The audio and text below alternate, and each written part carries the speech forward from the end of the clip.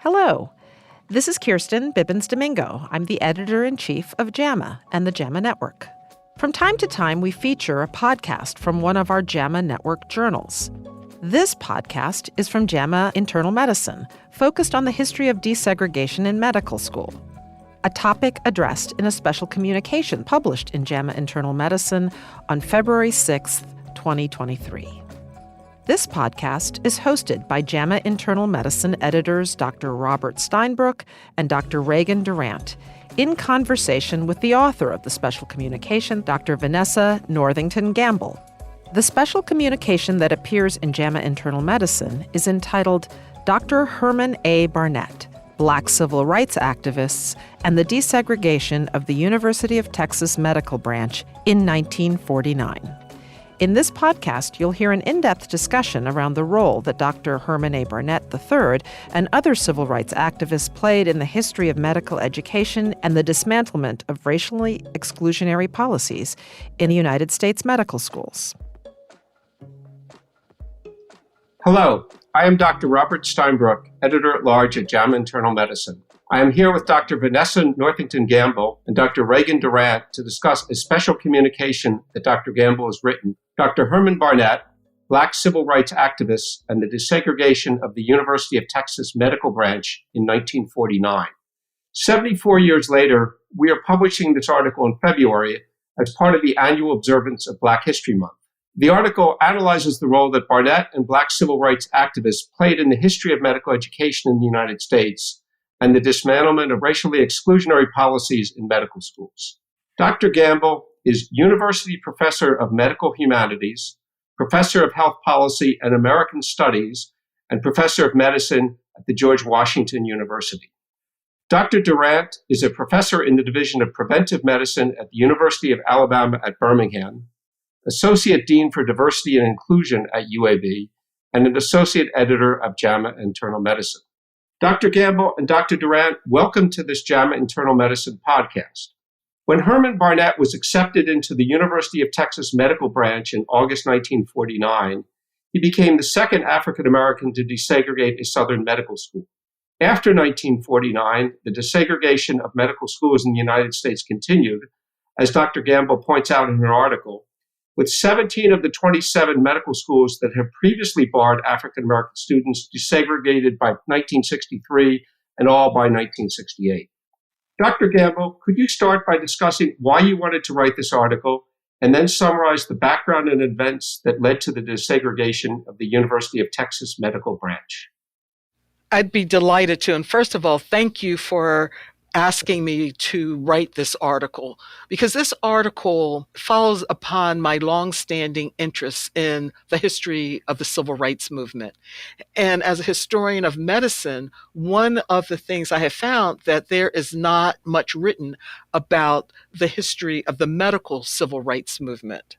And so that is why I wanted to write this article. And the other thing about this article is that I am also interested in looking at what African Americans have done to dismantle racism. And one of the things that the listeners, I think, will know about is the desegregation of Little Rock High School in 1957, when there were jeering mobs and Black students were harassed when they were going to high school. Now, contrast that to the desegregation of medical education, where there were not jeering mobs or federal action. And so that's one of the things that I've been very interested in. And one of the reasons why there were not jeering mobs with the desegregation of medical education is that it followed a strategy of the National Association for the Advancement of Colored People to go after the segregation in post-baccalaureate education and professional education. And so by the time we got to the Brown versus the Board of Education court case in 1954, there was a number of court cases which set precedent for desegregation. Why did the NAACP go after segregation in professional education? One, it was expensive. two, that there were, for many students, they could not get into any graduate or professional schools in their states. So what the NAACP did was say, we're going to go after equality. If there's going to be separate but equal, that we were to make sure that there were equal facilities. So there were court cases that, first of all, said if you're going to provide white students with education within the state, you had to do the same for Black students. You could no longer send Black students out of the state for medical education.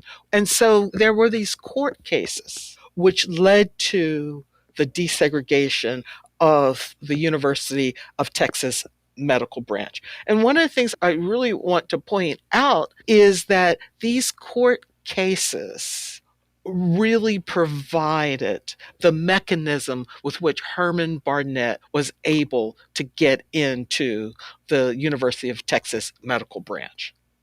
So that's some of the background. But let me talk about what happened in Texas. What happened in April of 1949, dozens of Black students marched on the Capitol in Austin, demanding that they be admitted to the University of Texas.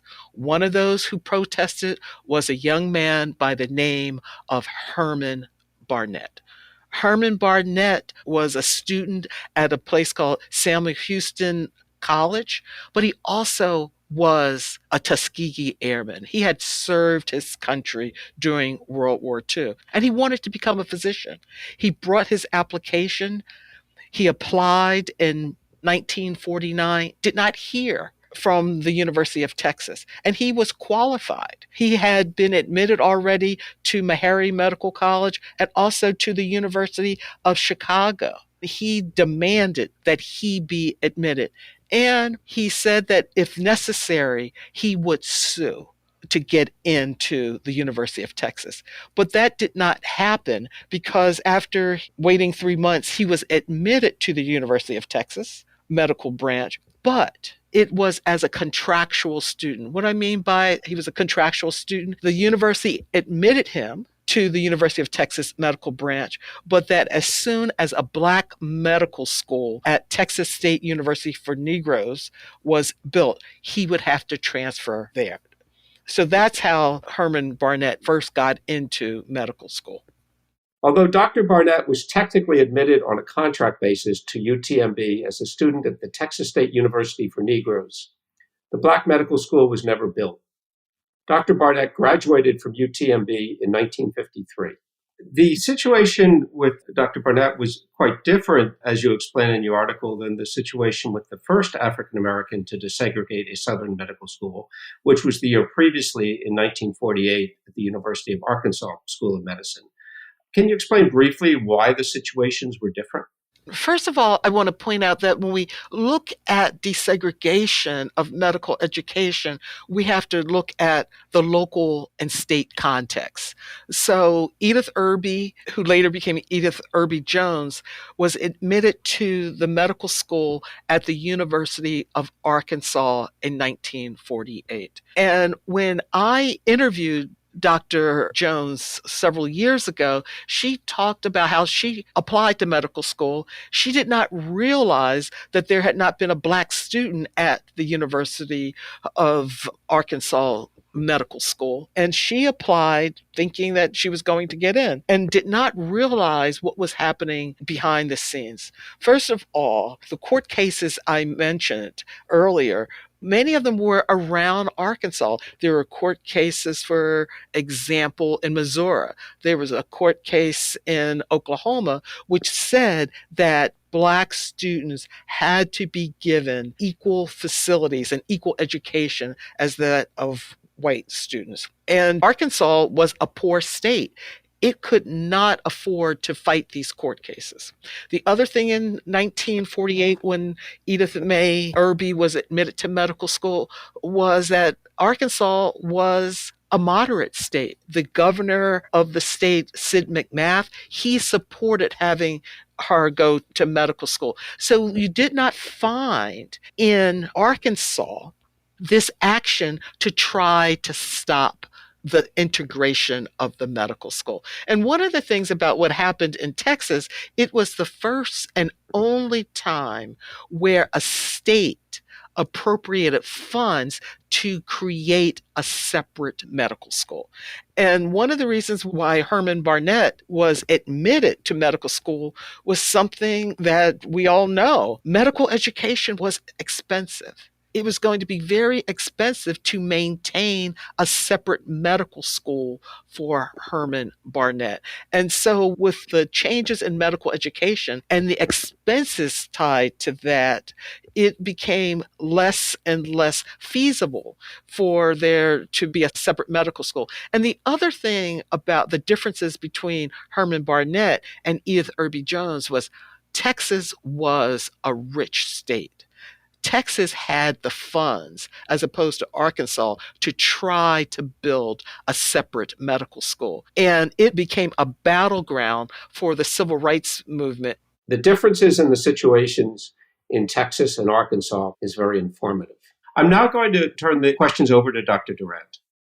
Dr. Gamble, again, a pleasure to be here with you today discussing this fascinating article.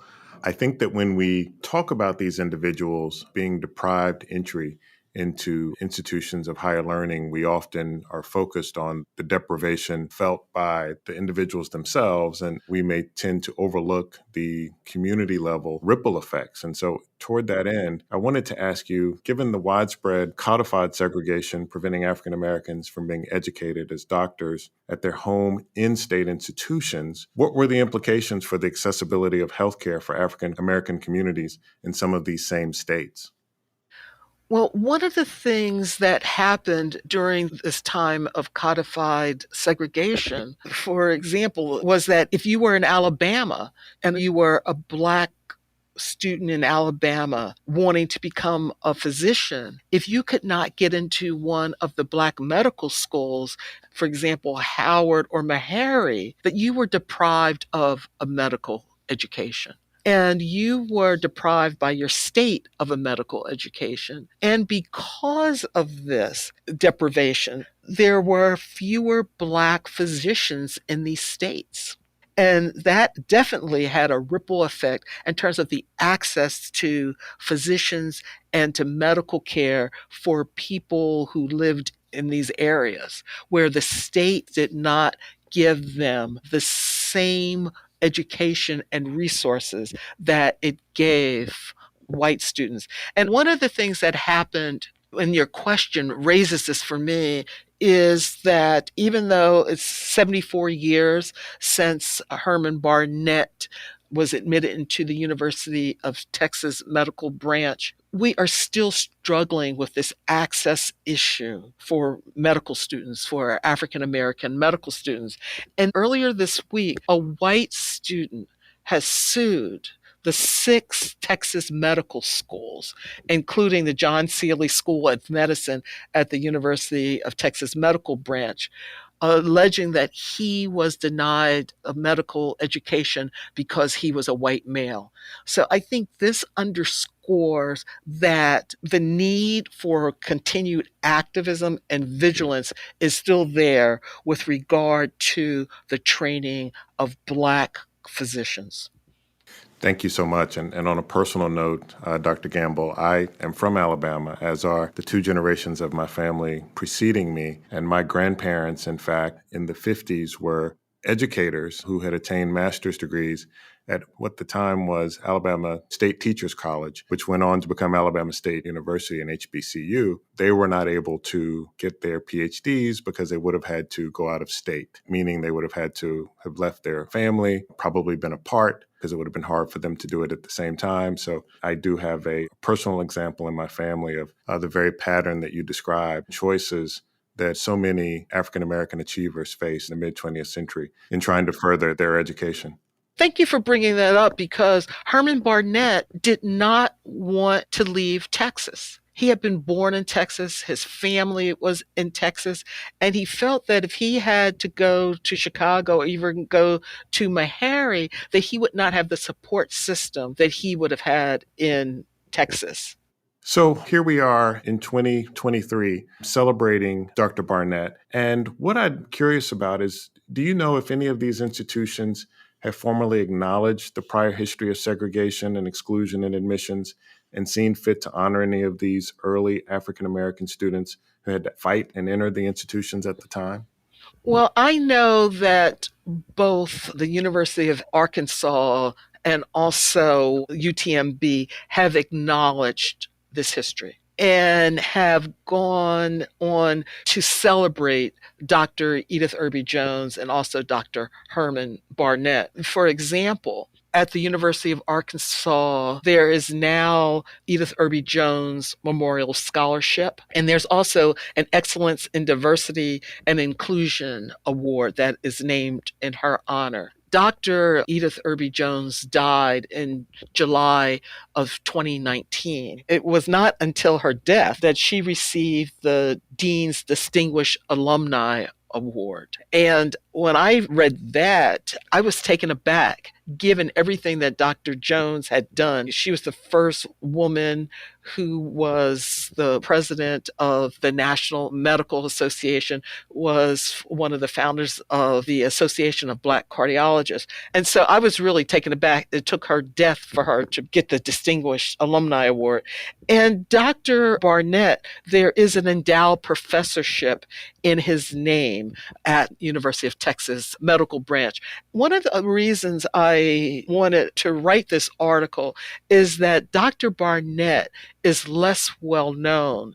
And I think that is because he died in 1973 in an airplane crash. So his career did not go as long as Dr. Jones's career did.